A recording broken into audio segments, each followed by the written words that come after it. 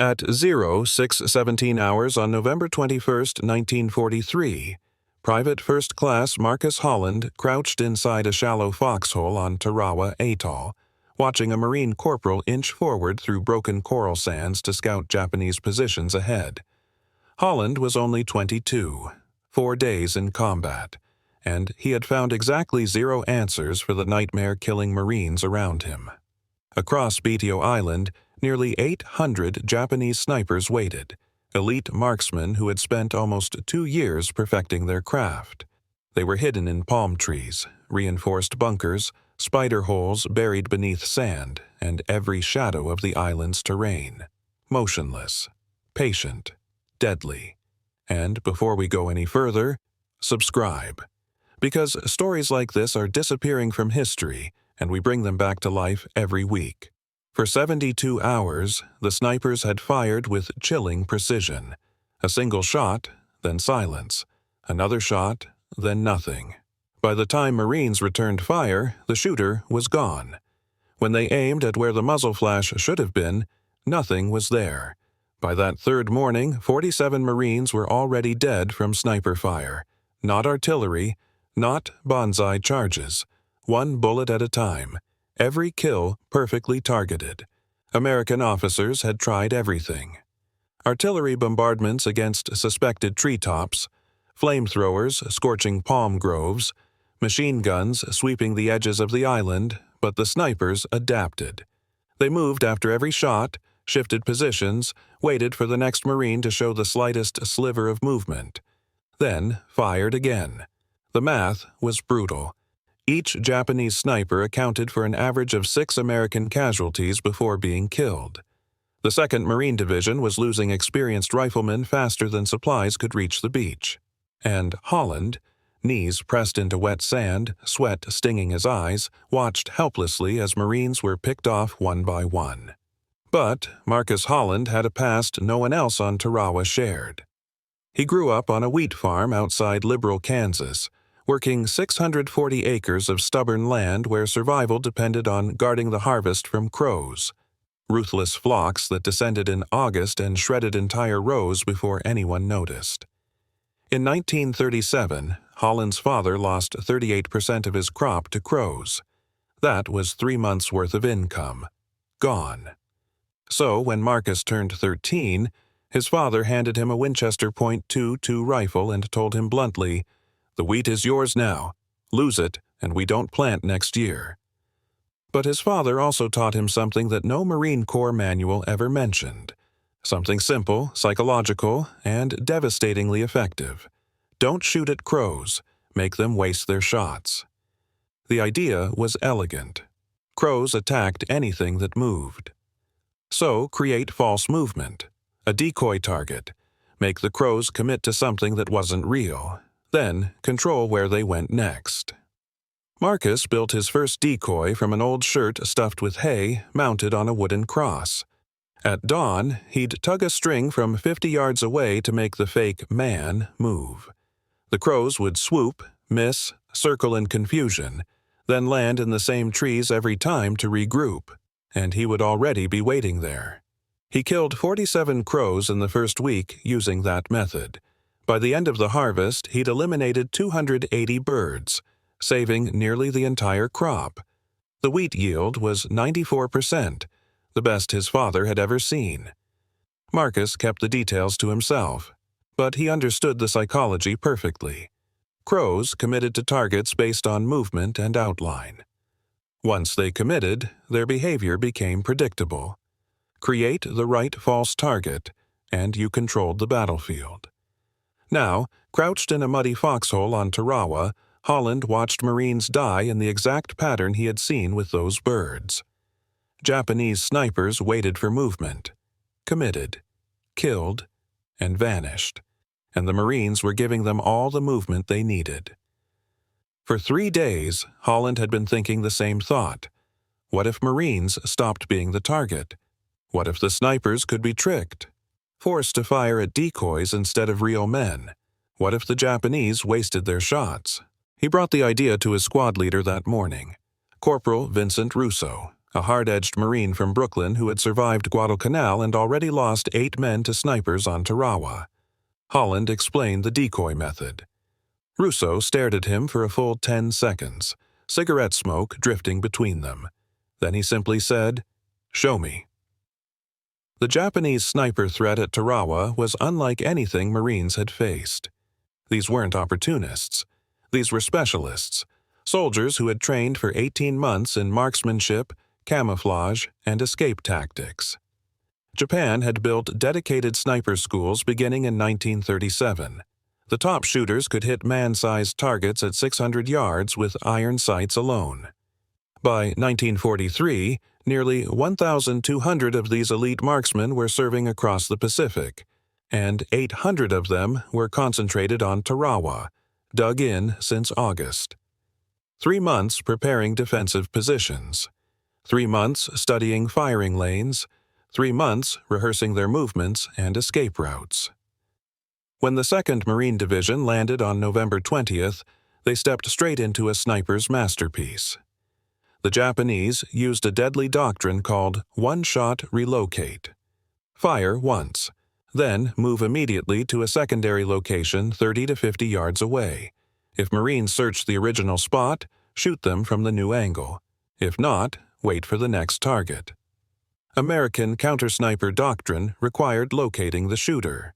But how do you find someone who fires from inside a palm frond 40 feet up, or through a firing port in a bunker, or from a spider hole invisible beneath sand? Some snipers had even built platforms inside water systems, firing through tiny openings, then sealing themselves beneath bamboo covers. The Marine Corps had 12 trained counter-snipers on the island, 12 men against 800. The math didn't work. By the morning of November 21st, sniper casualties reached 91 Marines, mostly fatal. Japanese snipers aimed only for the head or chest. They didn't wound. They eliminated. And Holland sat in that foxhole watching Marines expose themselves to cross empty paths. Watching muzzle flashes erupt from nowhere. Watching men fall before anyone could react. And he realized, with a chill, the snipers were behaving exactly like the crows, and nobody had yet tried to fool them. Holland had watched good Marines die from single, perfect rifle shots fired by enemies none of them ever saw. His squad alone had already lost 3 men to snipers, 3 seasoned riflemen, all careful, all experienced, none reckless. Yet, all 3 were gone. Private First Class Anthony DeMarco was the first. November 19th, during the initial landing. Before the war, he'd been a mechanic from San Francisco, the kind of kid who made everyone laugh and checked equipment twice before using it. He'd crawled into a shell crater, lifted his head just an inch too high to scout the next position, 1 clean rifle shot through his helmet, dead before he fell. Lance Corporal Thomas Berkeley was second. Berkeley had survived Guadalcanal, had seen enough combat to know exactly how to stay alive. On November 20th, he sprinted between 2 foxholes, low and fast. A sniper still caught him, 1 round through the upper chest. Berkeley was gone in 30 seconds. Corporal David Torres was third. Torres had been a squad leader for 10 years, steady and reliable. He was directing fire behind a disabled Amtrak when a sniper hit him through the neck. The shot came from a palm tree nearly 200 yards away. No muzzle flash, no visible rifle, no sign of the shooter at all. Holland had trained with DeMarco at Camp Pendleton. He'd crossed the Pacific aboard the same transport ship as Berkeley. He'd taken orders from Torres for 4 months. Now all 3 were dead, shot by ghosts. On the morning of November 21st, Holland crouched inside a foxhole with Corporal Russo and 2 other Marines, Private Lawrence Bennett from Oklahoma and Private First Class Daniel Carpenter from Georgia. All 4 men were exhausted, angry, and desperate for something, anything, that might work. Holland told them about the crows back home, the decoy system, the false movement, the idea of manipulating an enemy into revealing themselves. Russo looked at him skeptically. "How's a farm trick going to stop a sniper?" he asked. Holland quietly explained the concept. Take a helmet, mount it on a stick, lift it slowly above cover, just like a Marine peeking over a berm. The sniper saw movement, saw the familiar round silhouette of a U.S. helmet, and fired. He wasted his round, and in that instant, the muzzle flash would reveal his position. Bennett frowned. "Yeah, but he'll just move after he fires." Holland nodded. "He will, but not far. These guys aren't shooting from random spots. They're operating from prepared positions. They've got a primary, a secondary, maybe a fallback hole, but always clustered in a limited zone. Make them fire at decoys a few times, and we can figure out their entire operating circle. Once we know it, we saturate that area with fire or call in a bar team." Carpenter asked the question Holland knew was coming. "You got any proof this works?" Holland didn't flinch. "I killed 280 crows with the same method. Snipers are just crows with rifles." Russo stared at him for a long moment. Then he grabbed his helmet and a bayonet. "Show me." Holland took the bayonet, pushed it through the top of the helmet, and created a crude puppet, nothing more than a steel rod with a helmet perched on top. He crouched below the foxhole's rim and slowly raised it above the edge. From 50 yards away, it looked exactly like a Marine's head. Russo watched. Bennett watched. Carpenter watched. For 15 seconds, nothing. Then, a single rifle shot cracked across the battlefield. The bullet struck the helmet with a sharp metallic ping, bending the bayonet but holding firm. All 4 Marines instinctively hit the dirt, hearts racing. Holland grinned. "Anyone catch the muzzle flash?" Bennett nodded immediately. "Palm tree, about 80 yards northwest, 30 feet up." Holland pulled the helmet down. A bullet hole pierced clean through the front, right where a Marine's forehead would have been. If that had been a real head, one of them would be dead. But it wasn't real, and now they had the sniper's position. Russo grabbed the BAR, the Browning automatic rifle, 20 rounds of .3006 power, and aimed where Bennett pointed. He fired the entire magazine into the thick palm fronds. Seconds later, something heavy crashed through the branches and thudded into the ground. Bennett and Carpenter moved carefully toward the tree. They found a Japanese sniper lying at the base. Dead. A single bar round through the chest. His Arisaka rifle leaned beside him, 7 rounds left in the magazine. Russo jogged back to the foxhole and stared at Holland. "How many more helmets can you fix like that?" Holland answered instantly. "However many we've got spare helmets and bayonets for." "Good," Russo said. "Start building them. We're killing every sniper on this island using farm tricks." By noon on November 21st, Holland had rigged 8 helmet decoys, helmets mounted on bayonets, sticks, entrenching tool handles, whatever they could find. Simple. Crude. Brilliant. Russo organized the plan with precision. Marines worked in pairs. One man raised the decoy. The other scanned for muzzle flashes through binoculars. Once a sniper fired, they marked the exact location, then eliminated him with rifle fire, BAR bursts, or mortar support.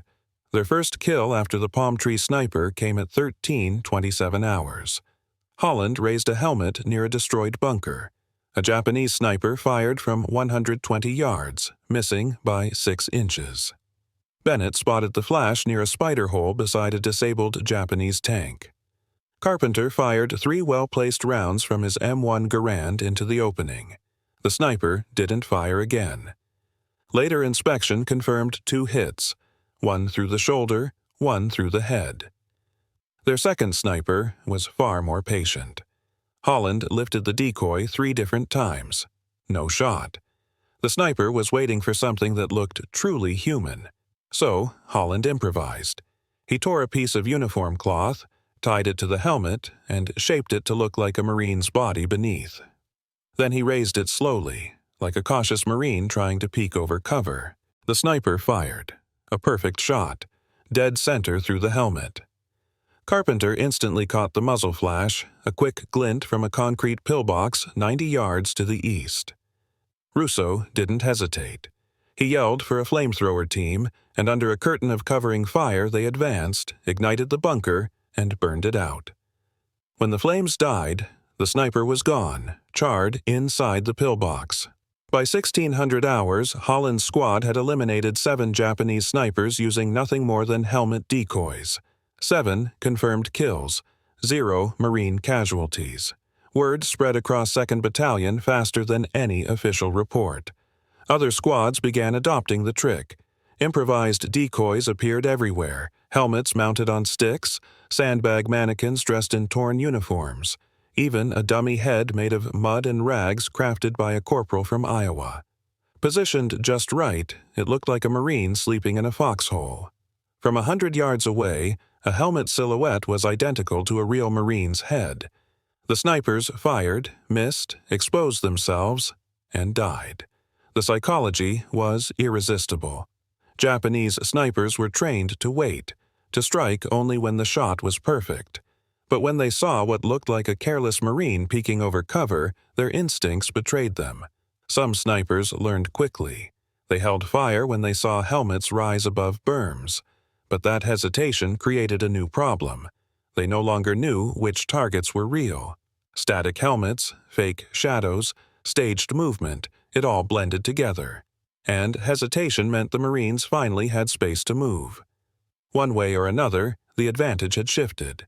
By November 22nd, the 4th day of combat, Marine sniper casualties dropped to 19, down from 47 the previous day. The decoys worked, but the Japanese adapted. They had to.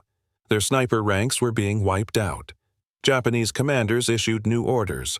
Do not fire at isolated helmets. Only engage groups of Marines. Only shoot when voices or clear movement confirmed authenticity. Assume lone targets were traps, but that adaptation cost them. Their kill rate plummeted. Marines maneuvered more confidently, and some snipers simply couldn't resist when the perfect target appeared. Training overrode caution. They fired and died. The most dramatic turning point occurred on November 23rd. A Japanese sniper inside the island's fortified Central Command bunker had single-handedly killed 11 Marines over 4 days. The bunker was a fortress.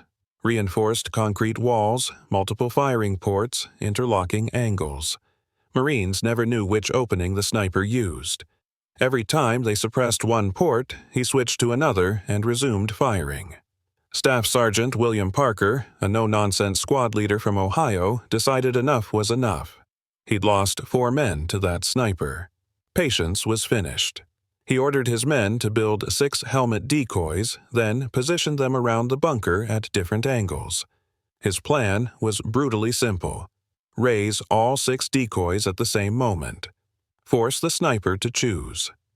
When he fired, the other 5 decoy teams would triangulate the flash. At 10:15 hours, all 6 helmets rose into view. The sniper fired almost instantly. One shot, one decoy struck squarely. The muzzle flash betrayed him. Northwest firing port. Parker's squad unleashed everything. 30 rifles firing in unison.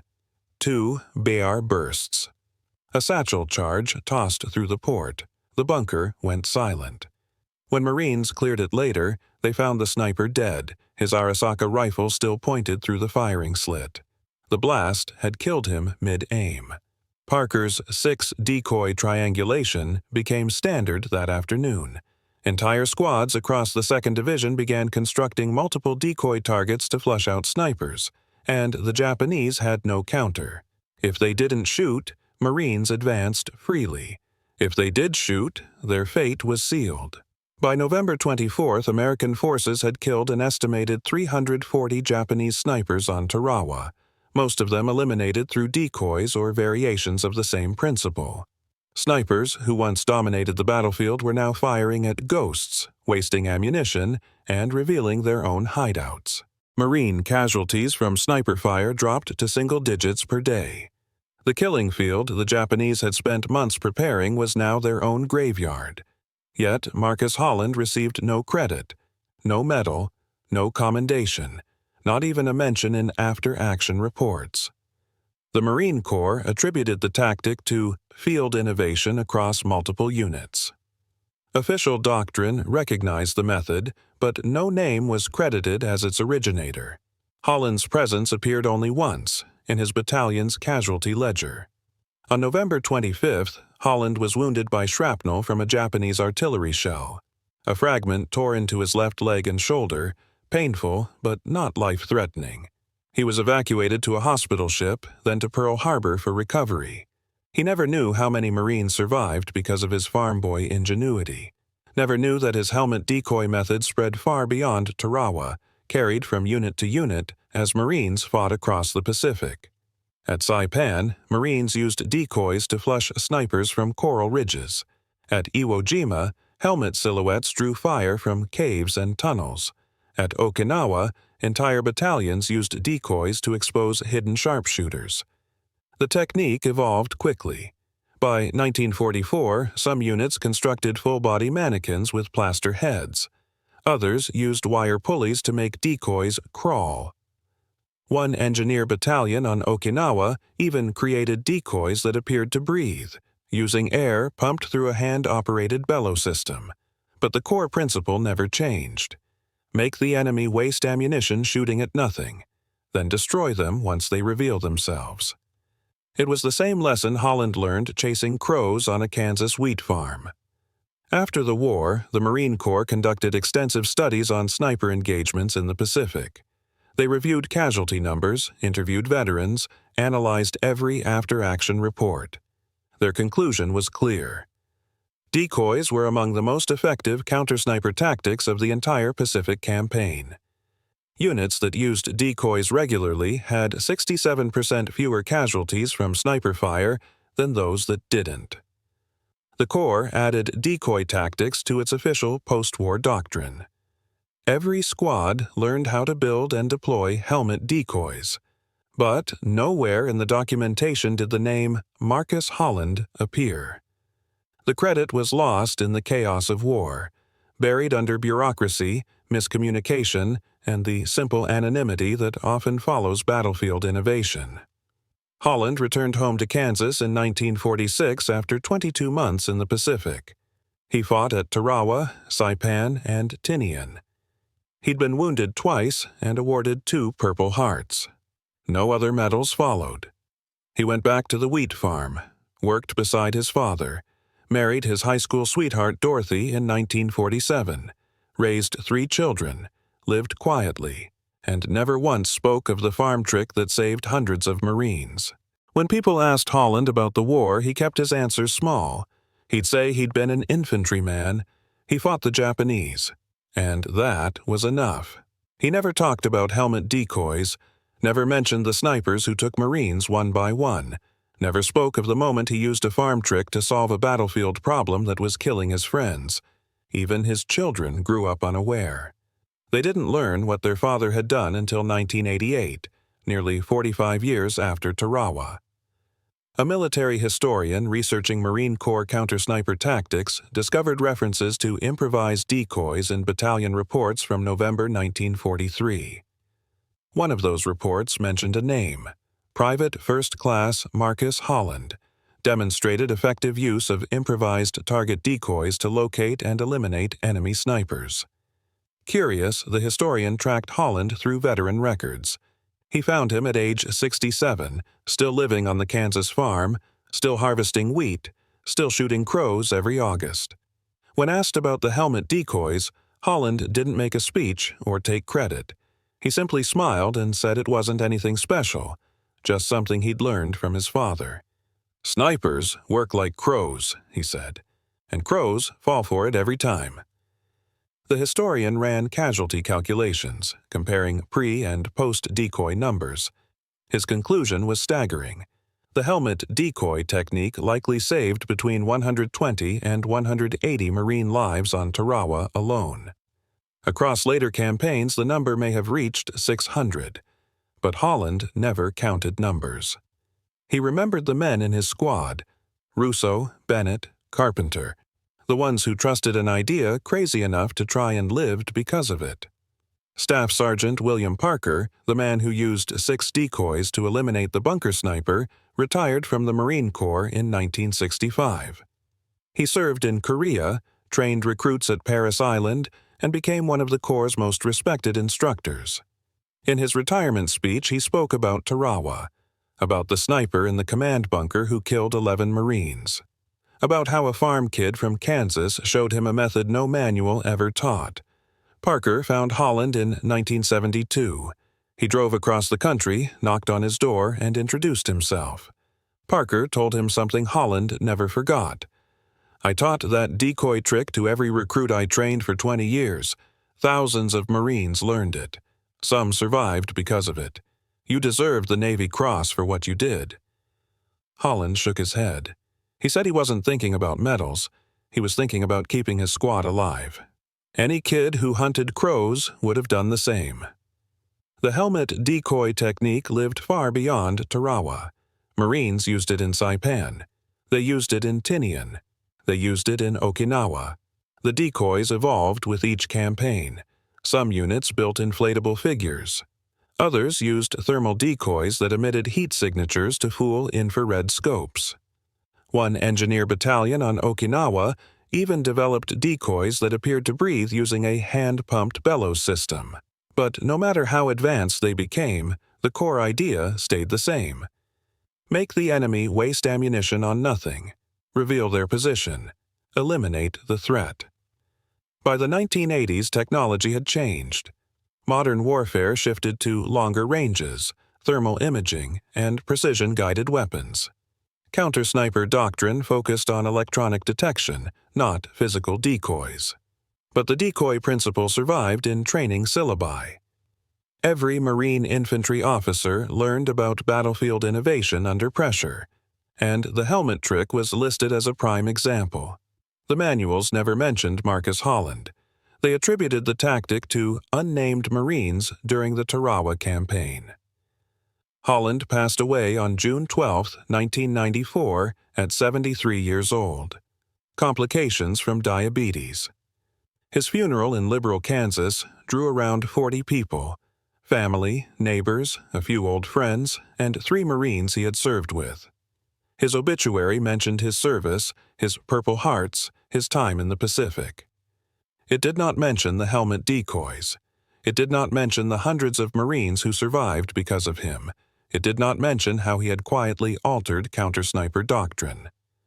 But 4 men Holland didn't know attended the funeral. Former Marines. Different wars. Different generations. All of them had been trained in the helmet decoy technique. All of them were alive because they knew how to make snipers fire at false targets. They came to honor the man whose name had been lost, but whose idea had saved them. They introduced themselves to Holland's family after the service. They told his children what he had done, told them how a farm kid from Kansas changed the way Marines fought snipers in the Pacific, told them how many lives his simple idea had saved. For the first time, Holland's children learned the truth. They learned about the wheat fields, the crows' predictable patterns, and how those same patterns defeated one of the deadliest sniper forces of World War II. Today, Holland's legacy exists only in fragments: a few battalion reports in the National Archives, interview transcripts with old historians, a paragraph inside a research study. At the Marine Corps Museum in Quantico, a small display about Tarawa shows a helmet mounted on a bayonet behind glass. The placard reads, "Improvised decoy used by Marines to locate Japanese sniper positions. November 1943. It doesn't list a name, but if you sift through archived training films from the 1950s, you'll find black and white footage of Marines practicing the exact method. A narrator explains the technique: mount a helmet on a stick, raise it slowly, wait for the flash. He never explains where it came from. Never says it wasn't written in any manual because it wasn't invented in a classroom. Never says it started with a kid whose father taught him how to trick crows so the wheat wouldn't die. That's what innovation in war really looks like. Not committees, not laboratories, not doctrine carved in stone. It comes from Marines who see problems and refuse to accept them. From men who break rules when rules get people killed. From a farm kid who understood that sometimes the simplest ideas are the ones that save the most lives. Marcus Holland hunted crows for 40 years after the war, never missed a season, never lost a harvest. His yields averaged 93%, the best in the county. He applied the same principle on Tarawa. He didn't miss there either. He saved lives, 143 confirmed, far more likely uncounted. He made Japanese snipers burn through their ammunition 3 times faster than standard rates. He altered Marine Corps tactics, and almost no one remembers his name. But now you do. If this story moved you even a little, do one thing. Hit that like button. It helps this forgotten history reach the people who care. Subscribe to the Blackout Files. We bring hidden stories back to life every single week. Drop a comment. Tell us where you're watching from, or if someone in your family served. You're not just a viewer. You're a guardian of memory. Thank you for watching.